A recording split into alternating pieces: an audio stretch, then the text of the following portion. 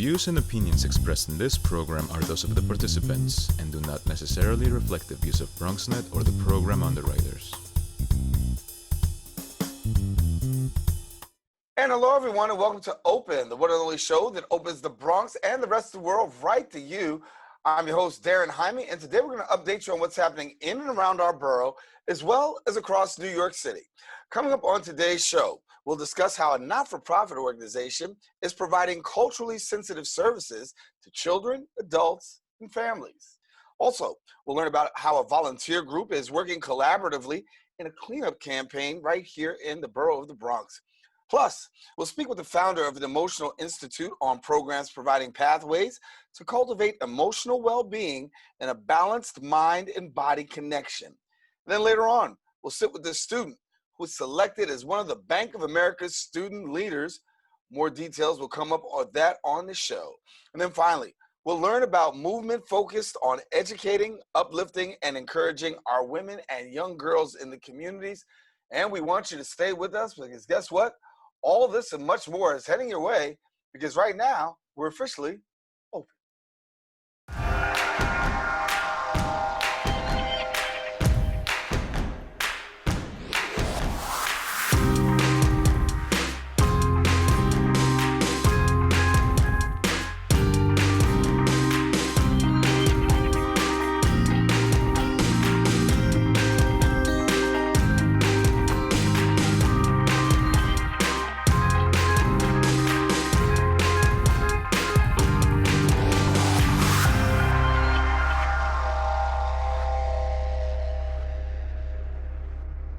And hello, everyone, and welcome to Open. Today is Wednesday, August the 12th, and you're watching Open, a live and interactive program that brings the Bronx and New York City straight to you.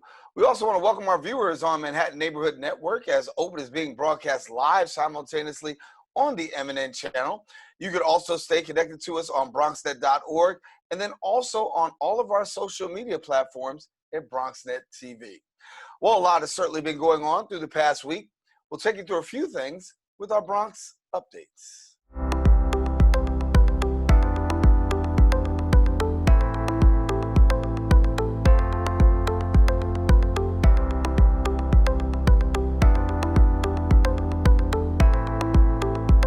Starting next week, New York City will send out take care packages of quarantine supplies to people that are in isolation from the city's test and trace program. The packages will include masks, hand sanitizers, disposable wipes, snacks, a disposable thermometer, and oximeter. The director of the city's Take Care program, Amanda Johnson, stated, quote, "For New Yorkers who choose to complete isolation and quarantine at home, we'll deliver you the services that you need to do so from the comfort of your own home." New York City Mayor Bill de Blasio also informed the city's test and trace program has so far reached 92% of all New York City positive coronavirus cases in the city. In travel news, New York City has set up travel trace programs to trace travelers from states or locations on the Tri-State Travel Advisory, and with fines up to $10,000 for quarantine violations. New York City Mayor Bill de Blasio stated that the COVID-19 pandemic and the traveler registration checkpoints are located at key entry points in the New York City, ensuring compliance with New York State quarantine requirements and further the containment of COVID-19. Travelers who have actually visited designated states or territories with high COVID-19 transmission rates are actually required to complete the New York State Department of Health Traveler Form and quarantine for a period of 14 days upon entering New York City. In other news, relief is coming to the residents of River Park Towers, located along the Harlem River, with the opening of a COVID-19 testing site to help residents fight the spread of the virus. Our BronxNet reporter Arlene Makoko has the story and brings us the details right now. But we don't want to be left alone in the dark. Some relief comes to residents of River Park Towers after an article lays bare the health inequities that exist in this community of about 8,000 living in these two towers and coping with the worldwide pandemic that began in March. Now, a ribbon-cutting ceremony marks the opening of a new free clinic and more. Many residents don't have insurance, they're on Medicaid, they're on a government-assisted program, they're underinsured, uninsured, and they really don't have a primary care physician for them or their family. So we believe that having COVID-19 testing coupled with health care, mental health, therapeutic services, holistic services, health and wellness, telehealth, and wraparound services for individuals and their families was really the approach we should take. Morris Heights Health Center, with several clinics in the neighborhood, is still a distance from those living in this complex that borders the Harlem River. Having a mobile unit right at the entrance to River Park is geared to remove the transportation challenge. And today, we bring our home to your home. We make it easy for you to access health care. And this is bigger than COVID-19.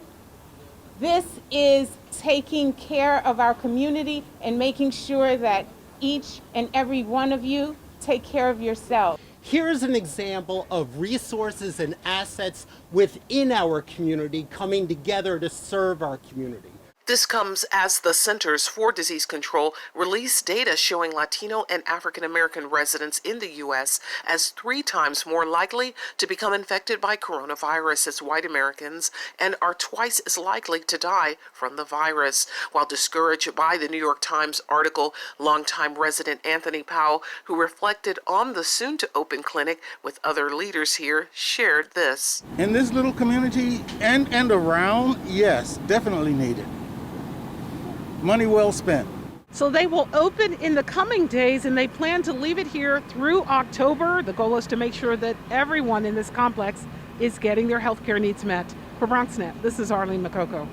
And thank you, Arlene. And that's all the time we have for our Bronx updates. We'll be back with more open coming up right after this.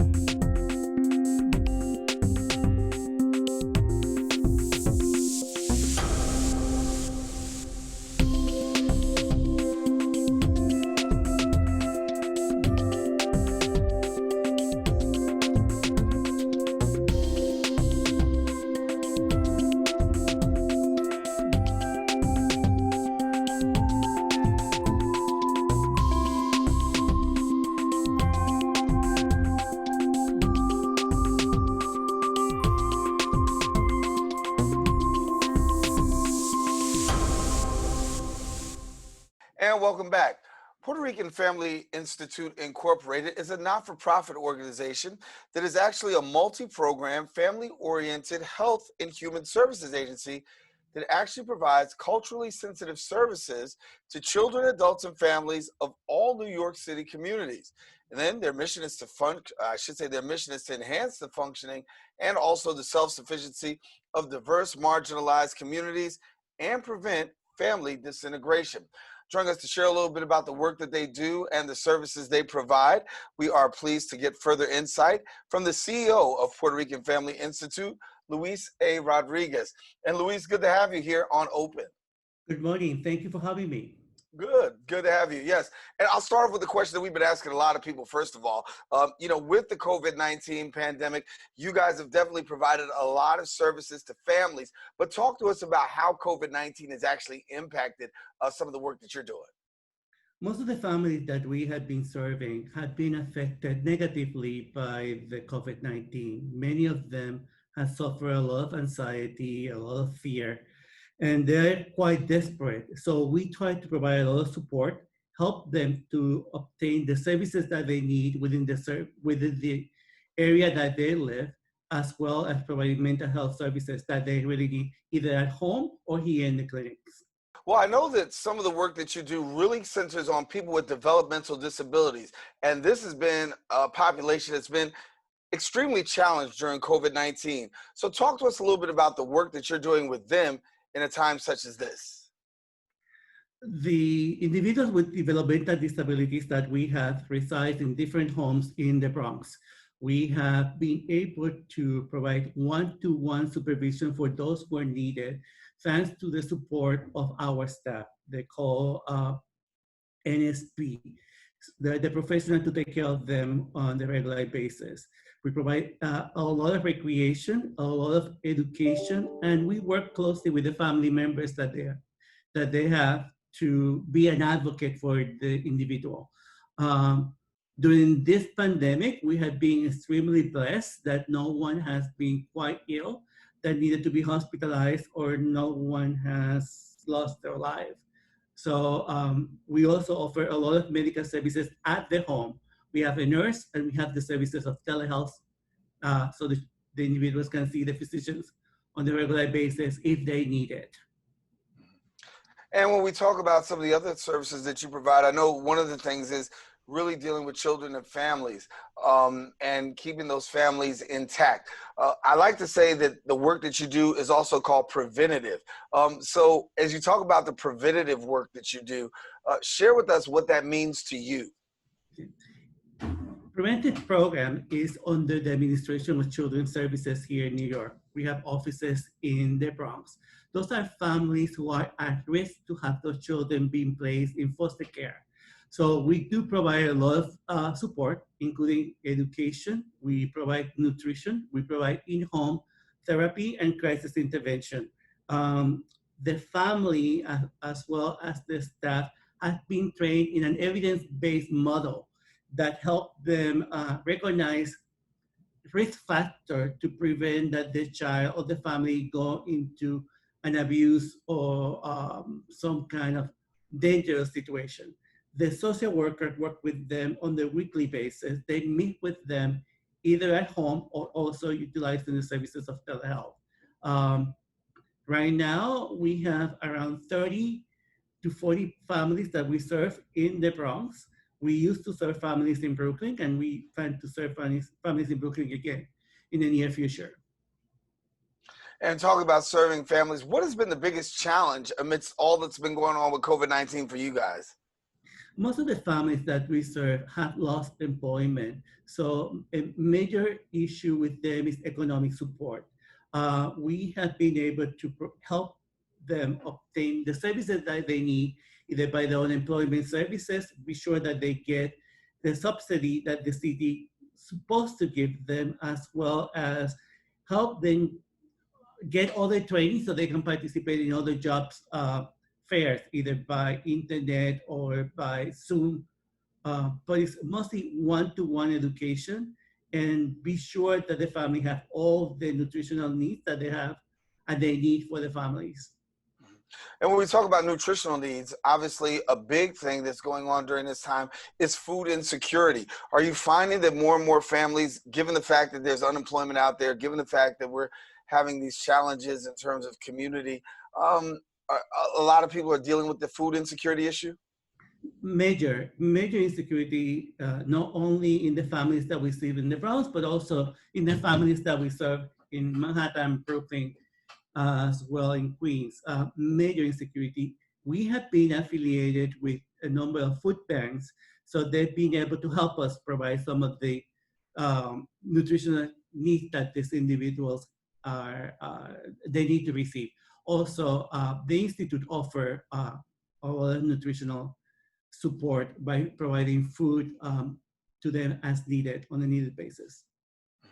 So for people who want to find out about taking part in the services, what are the criteria for people who receive services from you?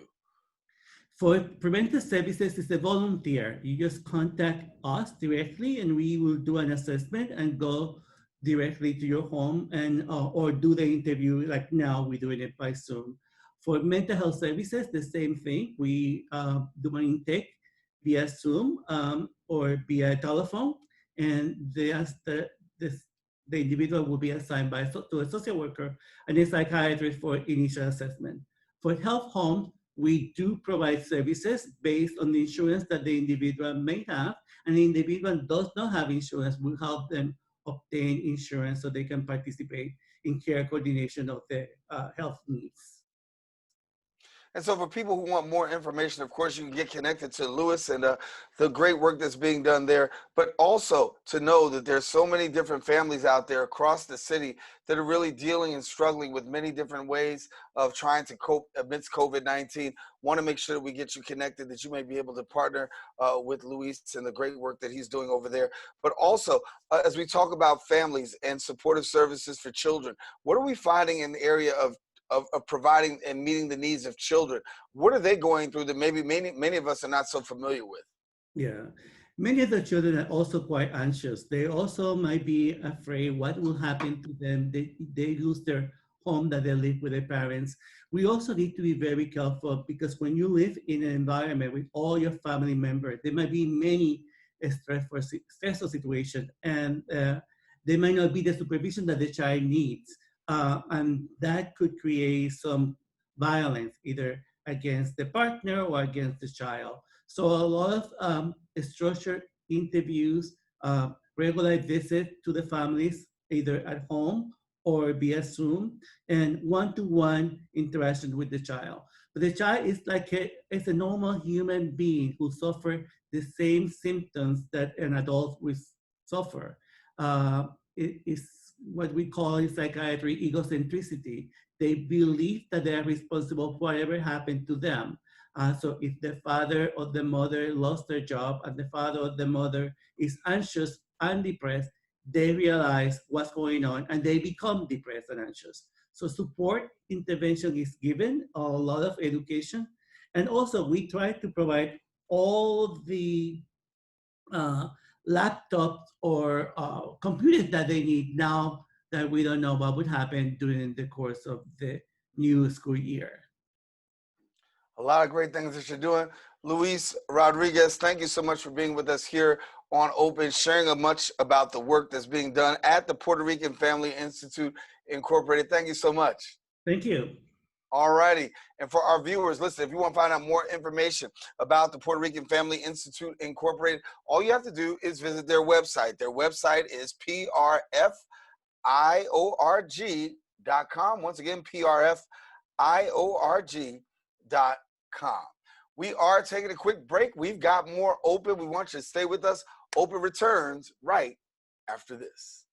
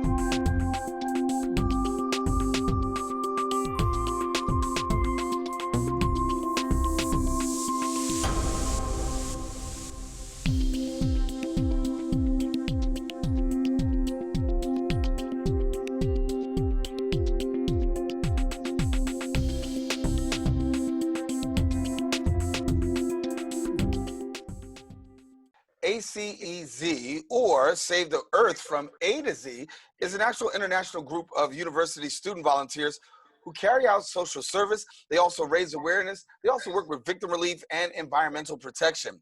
EZ volunteers, actually along with the officers of New York State Assemblywoman LaToya Joyner of the 77th Councilmatic District, and then also Vanessa Gibson of the 16th Councilmatic District, are working together for a month-long cleanup campaign in the Bronx.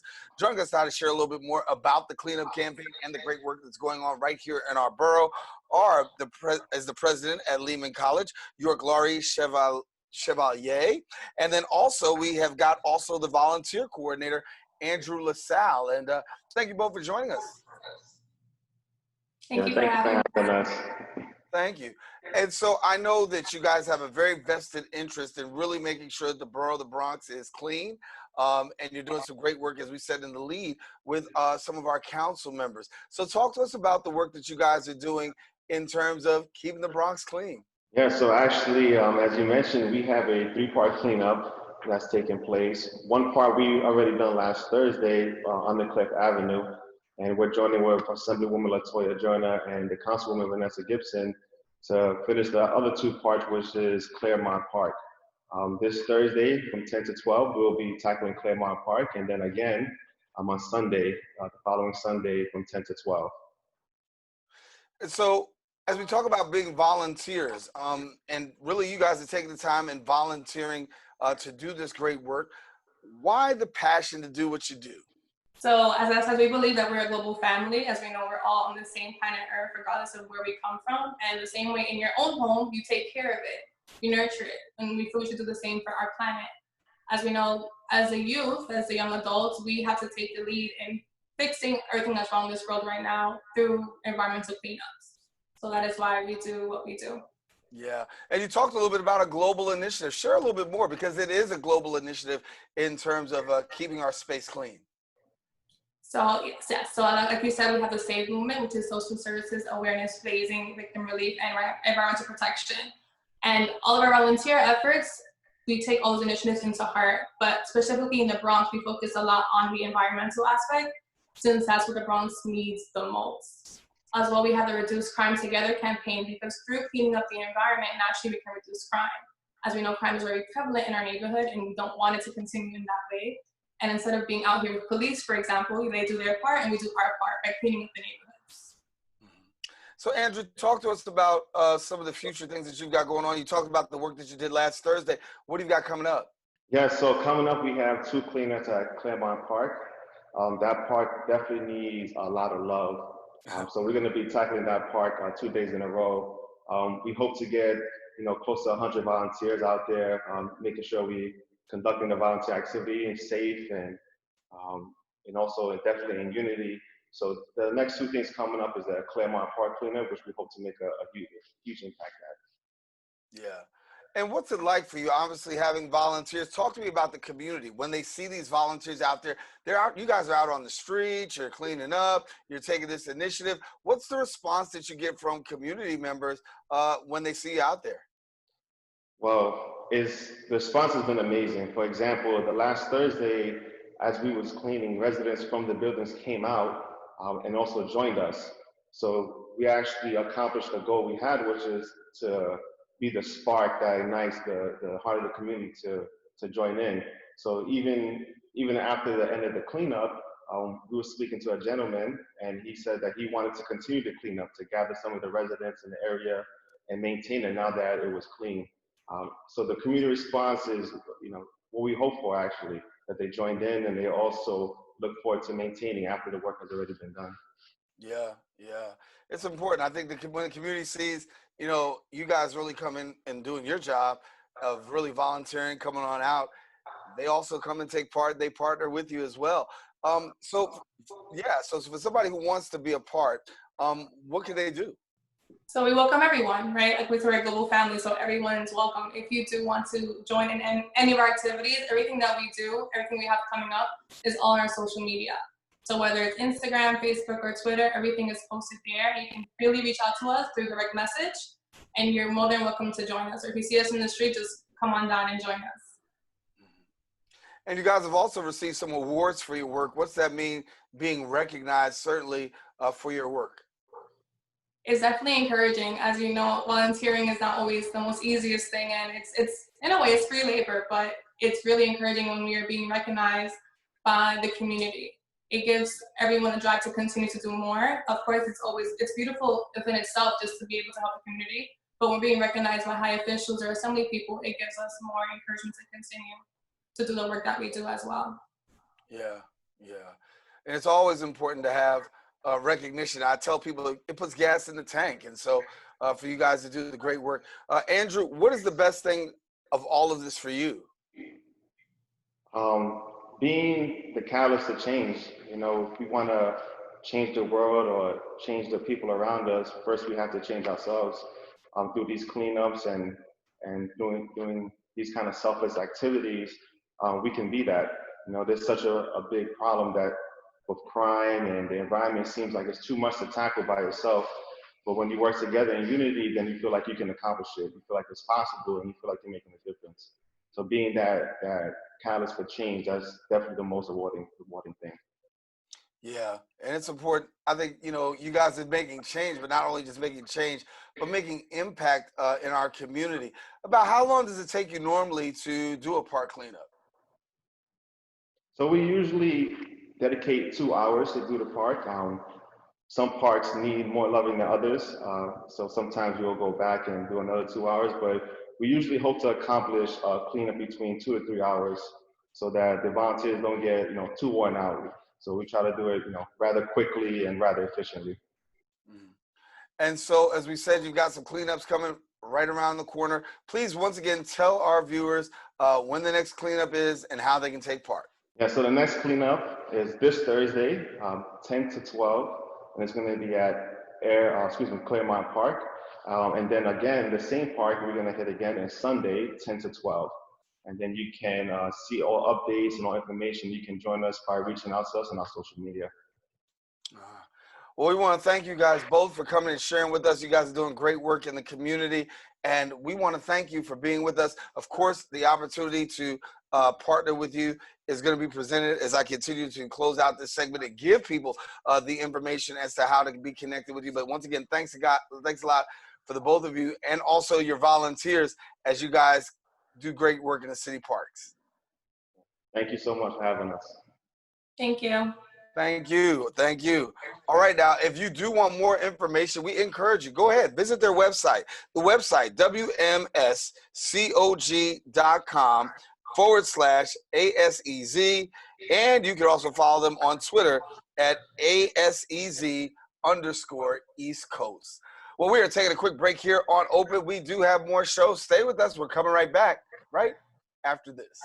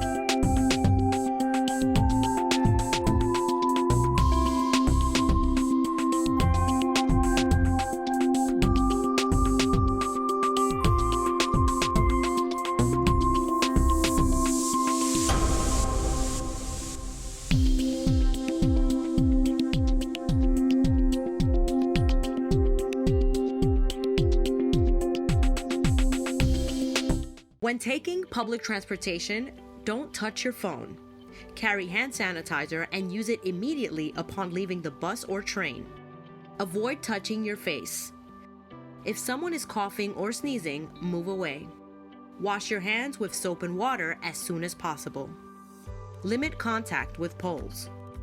If possible, avoid rush hour. Don't eat or drink on public transportation. Keep your bag off the floor or other surfaces.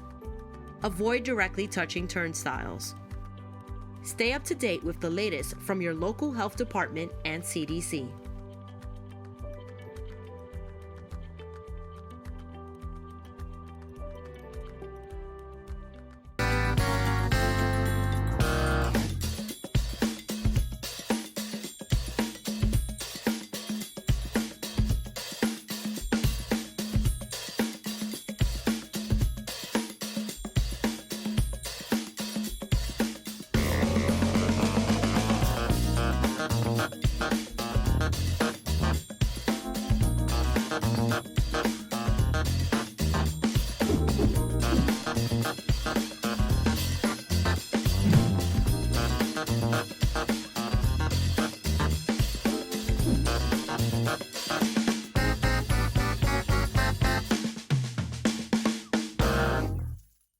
And welcome back. The Emotional Institute is an online resource and educational center that actually offers courses, workshops, and interactive experiences, providing pathways to cultivate emotional well-being. It's also gaining insight into bringing about a balanced mind and body connection.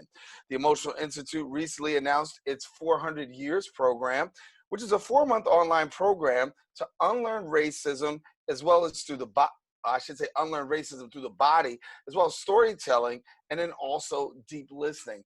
Joining us now to share a little bit more about this whole experience is the founder of the Emotional Institute and the founder of the Grief Ritual, Bernadette Pleasant. And Bernadette, good to have you here on Open.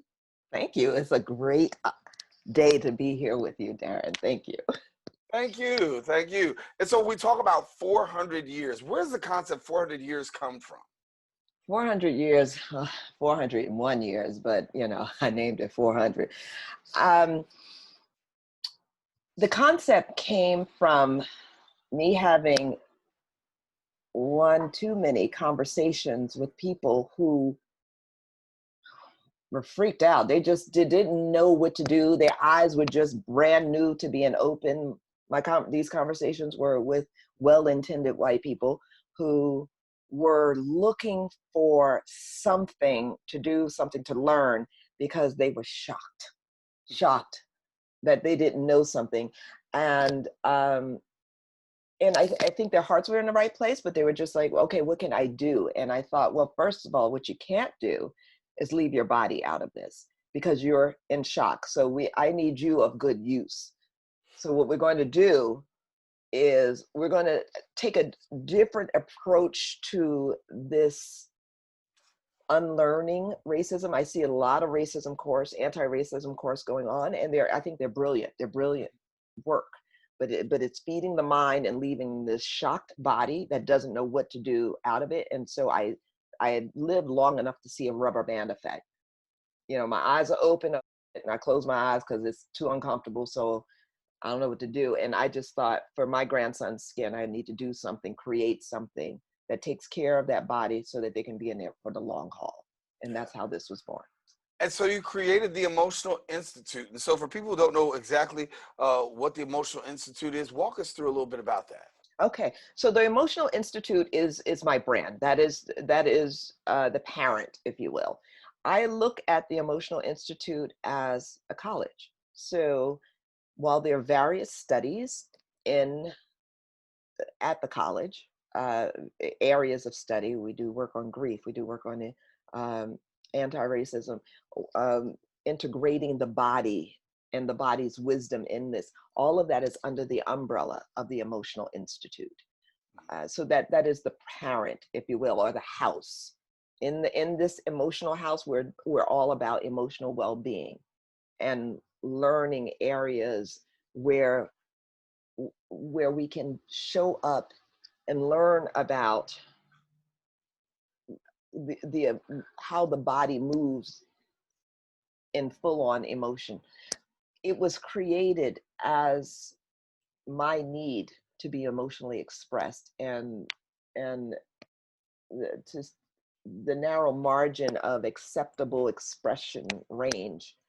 It wasn't working. It hasn't worked. And so what I wanted to do is create a container where people can come and learn and do better and be better, because they're not contorting themselves and being less of who they are in any one area, be that anger or grief or joy or confidence, being full on and expressed.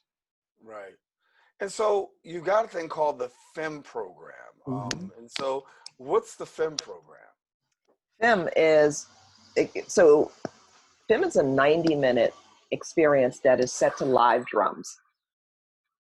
I'm a big fan of live African drums because I feel like nothing like those drums can unleash what's in here, and actually that can handle all of this that I bring.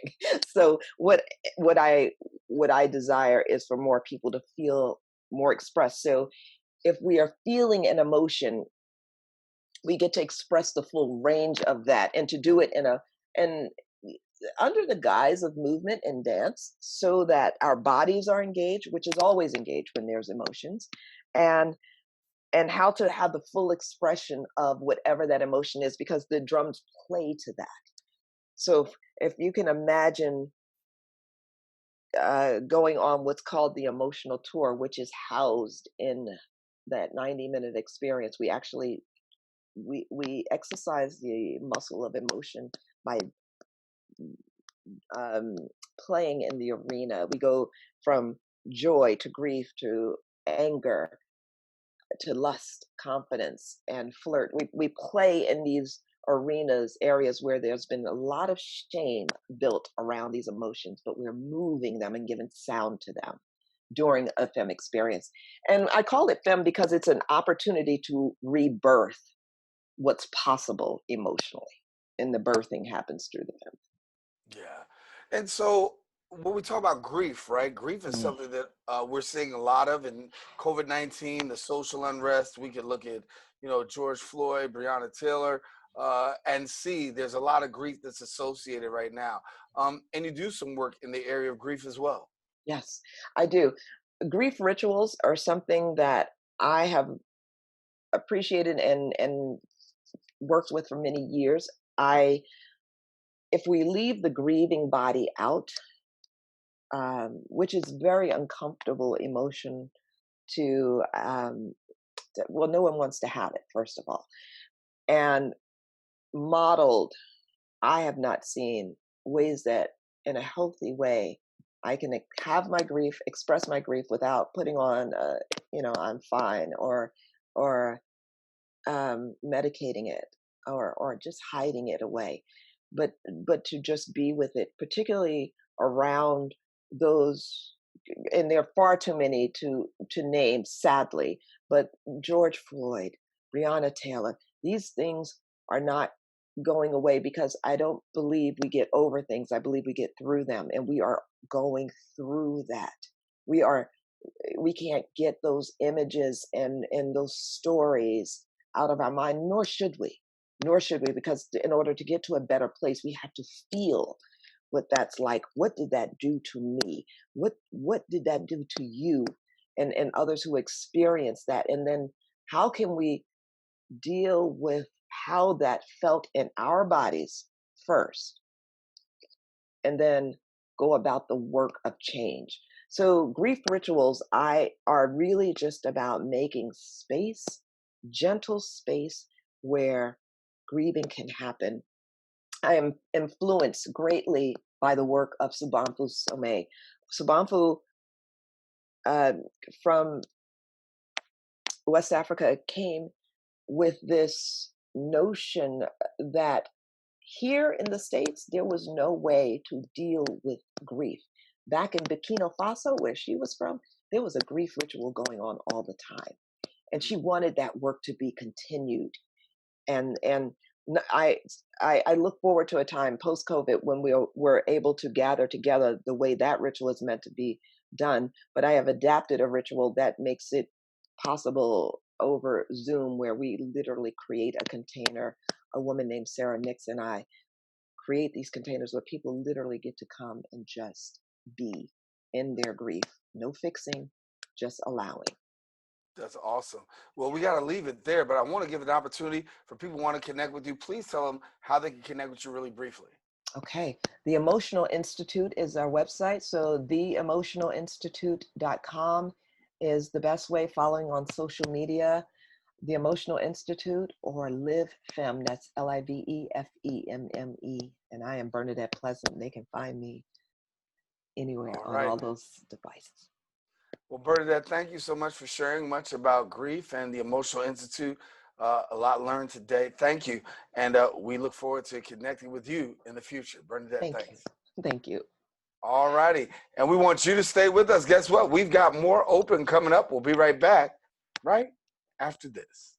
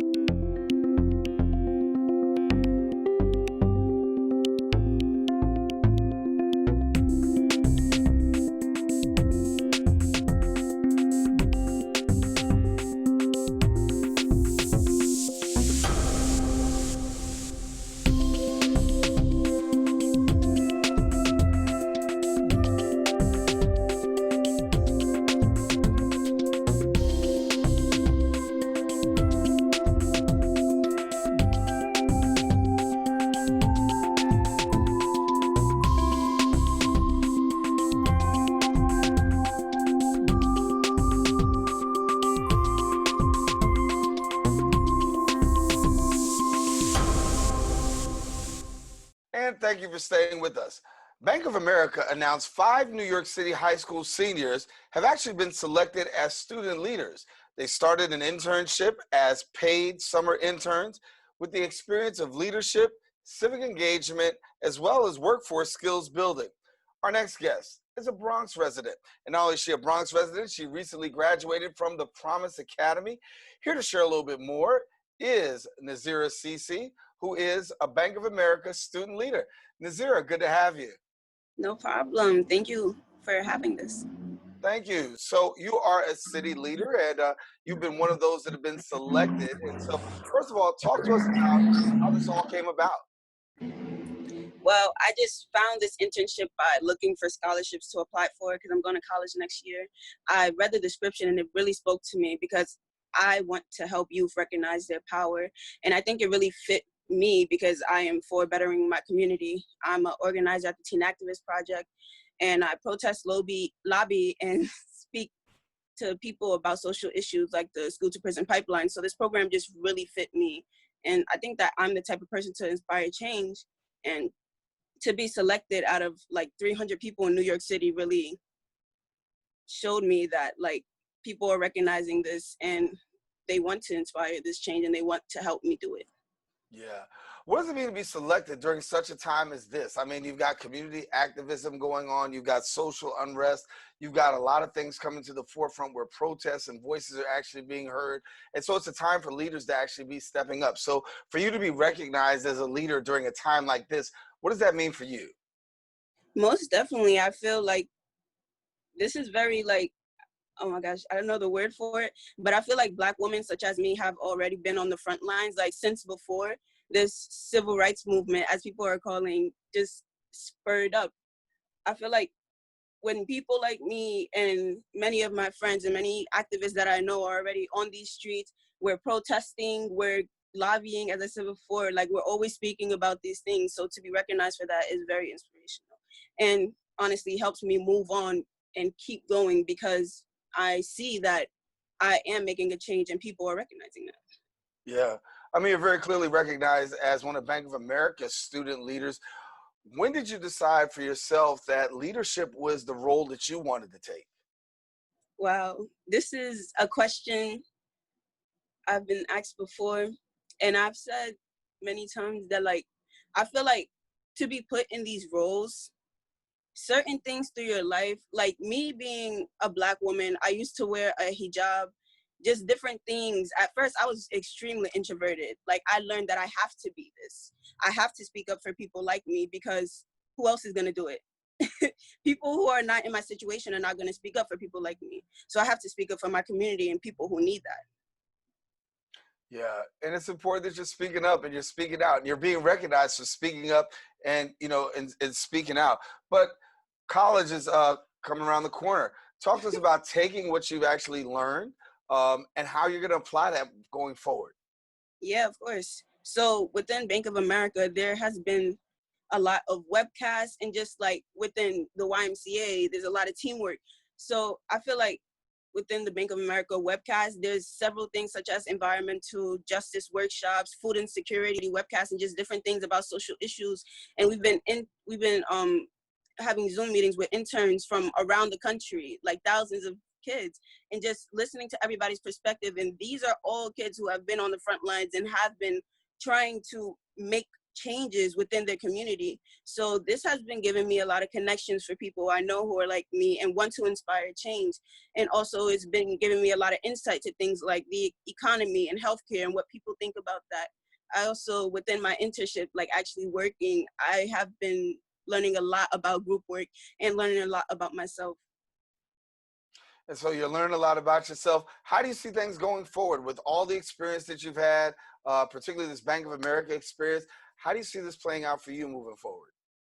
Moving forward, I hope to have a very successful career within environmental engineering. I hope to create my own businesses, and I know this internship is going to help me a lot within that because of the wonderful people that I've met within it and also all the lessons that it has given me. I'm probably giving you a question that you probably heard before, though, but talk to us about other, teens and other youth. For them, it's a choice to pursue leadership. It's a choice to really be out in front. but you made that choice, and you made that choice to try to rise to the top and be at the head of your class. What advice do you give young people when it comes to being active, being engaged, and not waiting until you're, an adult or a seasoned adult to really get on the front lines? So what I would say to youth is you're put into these systems and they try to make you not have any power. Understand that you have power and claim that power within schools or just within your family or things like that. Understand that you have the right to change things how you want it to be. Petition, speak out. Don't just be quiet and let it sit there and grow within you. You have to speak out and advocate for yourself and other people. Before we go, what's next for you? What's next for me? I'm going to Northeastern University. I am class of 2024. I am going in as an environmental engineering major. Go Huskies. All right. Well, congratulations to you. Looking forward to your time at Northeastern. And listen, you got to come back and check with us and let us know how things are progressing. Very proud of you, Nazira. Thank you so much. Thank you. All righty. Nazira Cisse, our guest here on Open.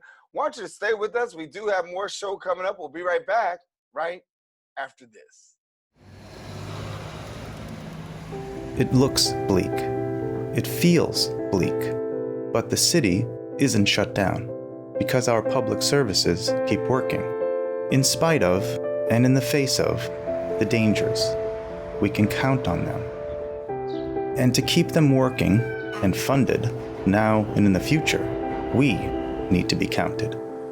Self-respond now to the 2020 census at my2020census.gov.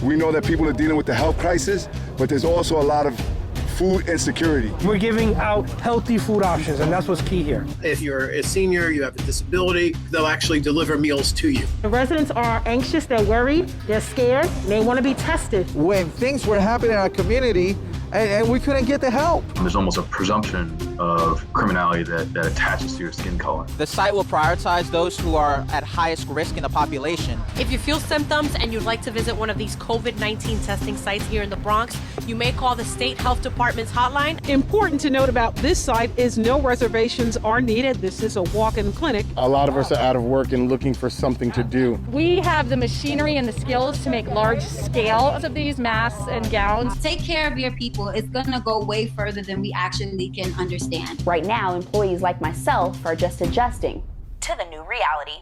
Reporting from Bronxnet, this is Trans. And welcome back. Black and brown children have been dramatically affected by systematic oppression. They have not only faced brutality of the police, but also brutality in other forms as well. The Rebirth of a Woman LLC is a woman empowerment-based movement that actually focuses on educating, uplifting, and encouraging women, as well as young girls in our communities. The movement actually provides strong focus on what it means to be a Black woman today in America. Joining us now to share a little bit more is activist and performer and speaker, Mercy Baez. And Mercy, good to have you. Hi, how are you? Thank you so much for having me. It's such a pleasure. It's a pleasure having you too as well. And as we talk about really affirming those in the brown community, Black and brown women who've actually faced a whole lot and gone through a whole lot, I know that what you like to focus on is really uplifting and encouraging. Yes, absolutely. I started with my LLC, The Rebirth of a Woman, in 2016, and I was able to focus on the battered women, the survivors of domestic violence and sexual abuse. And from there, I was able to experience the different ways how systemic racism plays a part with our women today. And then it just boiled down the line, unfortunately, and it just unraveled itself of how unfortunate us women us Black and brown women specifically are targeted in America today. Yeah. And so when you talk about Black and brown women being targeted, you did some in-depth research for yourself. What were your findings? There is a high percentage of maternal losses with Black and brown women as opposed to white women. It's really, really hard for Black and brown women to find support with pregnancies. And as our men are targeted with police brutality specifically, us women are targeted with our wombs and how we create and reproduce. And so aside from that, the women, our young girls are being trained by our women to grow up in this world, but we have lack of educational resources and just different resources that are supposed to be out there to support us, to help us grow into knowing what it means to be a young Black or brown woman. And as your organization took hold and you started to form your organization, you decided you wanted to like fill this gap. What was the hope in forming your organization to what you wanted to achieve? So one of the platforms that my organization provides is a domestic violence social campaign, and it was able to go out to Los Angeles, California, Atlanta, and Miami. And so one thing that I did there was bring survivors of domestic violence and sexual abuse, and I had them hold up signs of statistics, raising awareness on this. And you'll see different people passing by, just bystanders who can relate to exactly what they see in physical form. But just imagine the mental stability that is now broken down from experiencing trauma.